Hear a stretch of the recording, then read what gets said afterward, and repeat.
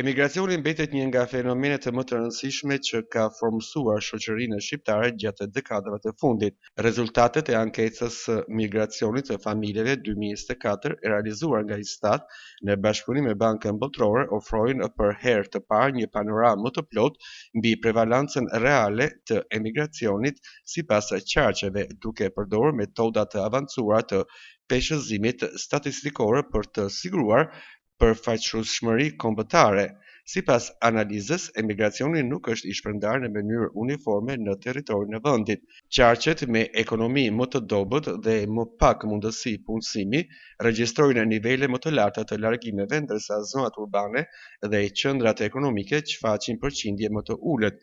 Në këtë panoramë, Kuksi shfaqet si një nga qarqet më të prekura nga emigracioni afatgjat.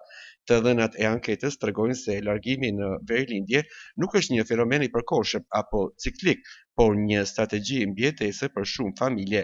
Emigracioni masiv ka sjellë pasoja të dukshme demografike në Kukës, plagje të popullsisë, tkurrje të numrit të nxënësve në shkolla, braktisje të tokave bujqësore dhe dobësim të strukturës sociale të komuniteteve rurale.